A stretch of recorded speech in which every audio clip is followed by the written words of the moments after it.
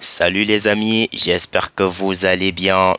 Le Real de Madrid se fait humilier à l'Emirates Stadium 3 buts à 0 face à Arsenal en quart de finale aller de la Ligue des Champions 2024-2025. Franchement, Arsenal mérite sa victoire. Arsenal, je dirais même que mérite déjà la qualification. Bon, on ne sait pas ce qui va se passer au retour à Madrid. Ce qui est sûr, le Real de Madrid ne va pas s'avouer vaincu. Ça, on les connaît, c'est leur compétition, c'est l'équipe à battre, c'est l'équipe, voilà. Vous connaissez, on connaît tous le Real de Madrid en Ligue des Champions. Mais franchement, ce soir, ce n'était pas le soir du Real de Madrid, des fans de Madrid, des joueurs de Madrid, parce que ce soir, ils ont été d'une nullité inexplicable. Parce que le foot que le Real de Madrid propose ce soir, franchement, ce n'est pas digne d'une équipe qui veut gagner cette édition de la Ligue des Champions. Ils ont été nuls, quasiment nuls. Alors, la première période, peut-être, ils ont montré de belles choses. On a vu les appels de Mbappé, on a vu les tentatives, on a vu, mais franchement, c'était uniquement les seules choses qu'on pouvait remarquer. Le milieu de terrain quasiment inexistant. La défense, j'en parle même pas. Déjà, moi je pense que la première période, ils ont bien tenu. Avec cette défense à 4, avec Asensio en défenseur central, avec Rudiger, je pense que Ancelotti, il avait bien vu, bien évidemment, en mettant Alaba en latéral, parce qu'Alaba, pour ceux qui ne savent pas, Alaba, c'est un latéral de formation. Donc, ce sont ces 2 ou 3 dernières années au Bayern de Munich qu'il a été titularisé en tant que défenseur central. Mais de base, c'est un latéral. Et là, je pense que Alaba, il fait une très bonne première période. Valverde sur le côté, lui aussi, il assure en latéral. Il joue très bien. Déjà, on a vu que les ailiers d'Arsenal, ils avaient de la difficulté dans les 1 contre 1, dans les débordements, dans les centres et tout. Martinelli ne s'en sortait pas face à Valverde. C'était très difficile. Valverde, on connaît ses qualités. On sait que c'est un défenseur. On sait qu'il barre beaucoup. C'est un milieu de terrain, mais il peut jouer. Milieu de terrain, il peut jouer. Milieu couloir, il peut jouer latéral. Il assure à tous les postes. Donc, quel qu'en soit le poste, Valverde, je pense que lui, il n'y a pas de problème. Il assure, il fait ce qu'il a à faire. À la base, sur le côté, en première période, c'était bien. C'était bien. Il fait un très bon match. Il fait un très bon match. Très belle période, très belle première période. Parce que là, Bukayo Saka, il était clairement en difficulté. C'est vrai que les combinaisons Bukayo Saka et Odegaard, ça mettait un peu le Real de Madrid en difficulté en première période. Mais à part ça, franchement, je pense que défensivement, le Real, ils étaient au rendez-vous. Ils étaient au rendez-vous en première période, mais je ne sais pas ce qui s'est passé en seconde période. Déjà que je ne sais vraiment pas si je vais dire que c'est la défense qui a été nulle, parce que les 2 buts d'Arsenal, c'est sur des coups de pied arrêtés. Des coups francs magnifiques en pleine lucarne et tout. Franchement, Declan Rice, on en parlera plus tard. On en parlera plus tard. Là, franchement, je pense qu'il faut évoquer l'aspect, le côté de ce Real de Madrid qui a proposé quasiment un football tellement nul. Rodrigo, c'était invisible ce soir. Vinicius, ce match, c'est un match cauchemardesque parce que Vinicius aujourd'hui, c'est 0 but, 0 passe décisive, 0 tir cadré, 0 dribble réussi, 0 duel gagné. Ce match, il était catastrophique. Mbappé, bon, il a essayé. Il a essayé, mais je pense que même lui, en seconde période déjà, il répondait absolument plus présent. C'était difficile. Déjà, Arsenal, en bloc défensif, c'était bien organisé. Parce que déjà que moi, j'ai écouté des vidéos ce matin des fans de Madrid qui disaient que Arsenal, normalement, n'est pas favori face au Real. Bon, normalement, sur le papier, c'est le Real qui est favori, ça c'est sûr.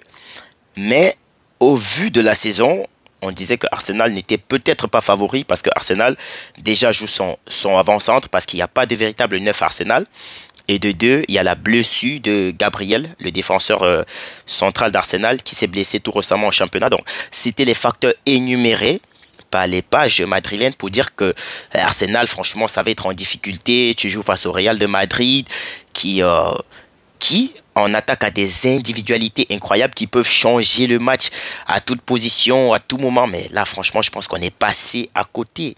Donc, on a énuméré l'aspect individualité du côté de Madrid, mais on a omis d'oublier l'aspect collectif parce que collectivement le Real de Madrid ça ne répond pas présent, c'est tellement nul, désorganisé, le milieu de terrain il était quasiment inexistant. Bellingham en première période il essayait de proposer mais en seconde période ils se sont tous fait manger. Bellingham, Camavinga, Modric, c'était difficile déjà que Modric il a été remplacé. Tchouaméni par contre il n'a pas joué parce que voilà il a été suspendu, accumulation de cartons je pense.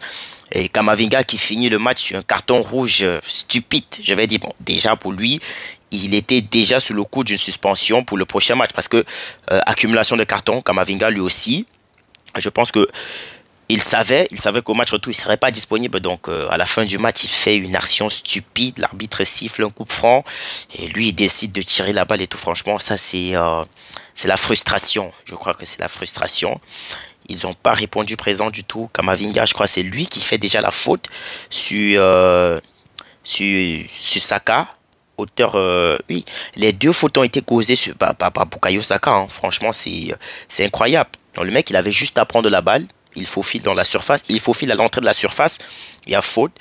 Et Declan Rice, franchement, je sais pas, mais il faut en parler parce que Declan Rice, c'est qu'il a fait ce soir. Je suis même pas sûr que Juninho, il a été en mesure de le faire parce que là, on parle d'un mec qui a réussi à mettre deux coups francs directs face au Real de Madrid en phase à éliminatoire direct de la Ligue des Champions. Là, c'est historique. Je crois que je vais mener des recherches à propos, mais là, pour le coup, c'est déjà historique. Deux coups francs en l'espace de 20 minutes.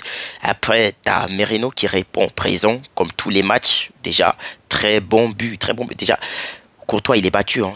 Il fait un très grand match en Courtois. Je crois que c'est même l'un des seuls acteurs majeurs du Real de Madrid dans ce match. Parce que Courtois, lui, si c'est pas un Courtois dans les goals, tu te manges au moins ce 5 à 6 buts.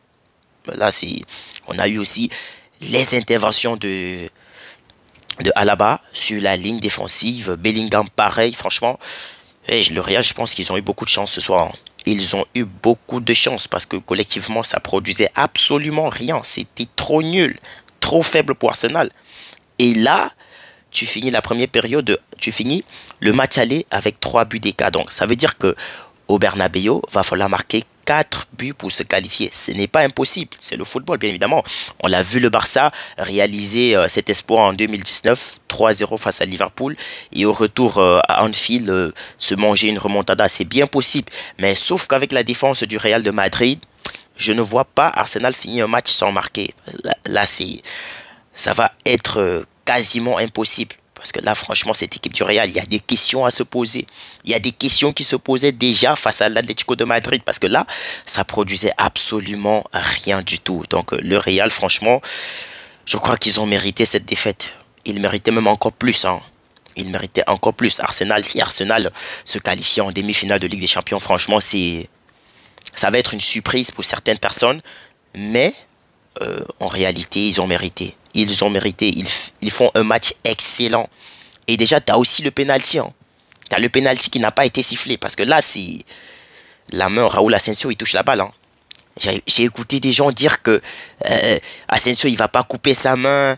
D'autres disaient, est-ce que la balle, c'est en direction des goals? Mais les gars, qu'est-ce que vous racontez? Ça, c'est un penalty.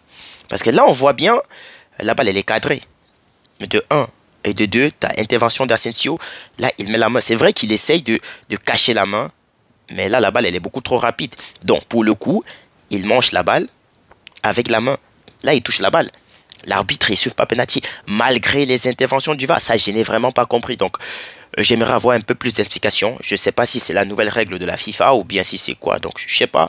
Parce qu'ils sortent des règles tous les jours. Donc, là, on devient perdu à force de sortir des règles en longueur de journée. Donc, pour le coup, si Arsenal perd ce match, je pense qu'ils peuvent crier au scandale, parce que là c'est un penalty, tu le siffles. Tu le siffles sur cette action.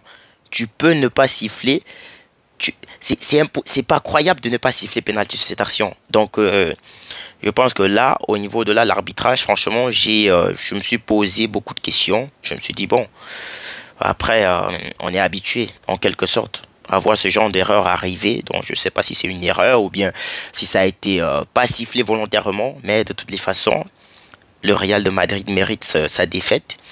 Et je dirais même que s'ils sont éliminés, ça ne va pas être une surprise. Parce que Là, on a vraiment l'un des pires Real de Madrid, pourtant avec un trio euh, incroyablement fort. Donc, ils ont un trio offensif très fort. Le milieu de terrain, l'absence de Kroos, ça se ressent tellement, tellement. Il y a pas, tu n'as pas, tu n'as pas Ceballos, parce que lui aussi qui s'est blessé malheureusement pour les fans du Real qui s'est blessé tout récemment, c'est lui qui essayait de pallier à cette absence de Kroos. Mais là, franchement, je crois qu'avec l'absence de Kroos et de Ceballos, bien évidemment, le milieu du Real, c'est très peu créatif. Ça défend beaucoup, ça crée pas. Franchement, franchement, je crois que dire que le Real de Madrid va se qualifier en demi-finale, franchement, ça va être un exploit. Ça va être même, je dirais, le miracle. Après, c'est la magie de la Ligue des Champions, c'est leur compétition et tout, comme ils ont l'habitude de le dire. Mais ce soir, franchement, ils ont été tellement nuls, surtout en seconde période. Alors, Declan Rice, franchement, un grand bravo, hein. Un grand bravo pour les coups francs. Là, franchement, comme j'ai dit, je ne sais pas si Juninho, il aurait réalisé cet espoir-là. Deux coups francs en un match. Mais quel coup franc! Magnifique! Tous les deux, ils sont magnifiques. Le deuxième coup franc, franchement, je crois que ça va même être... il soit fort probable que ce soit le meilleur but de la compétition parce que là, franchement, tu as la balle qui va en pleine lucarne. Thibaut Courtois, malgré ses 2 mètres et je ne sais pas combien, il ne peut pas, malheureusement. Il ne peut malheureusement pas. Donc, très belle victoire. Et franchement, on attend le retour la semaine prochaine. C'est mercredi prochain, je pense. On va voir ce qui va se passer, hein. Est-ce que le Real serait en mesure de faire une remontada? Bah, on va voir. On va voir. D'ici là, prenez soin de vous. N'hésitez pas de vous abonner, vous liker, vous nous dites ce que vous pensez en commentaire. Ciao.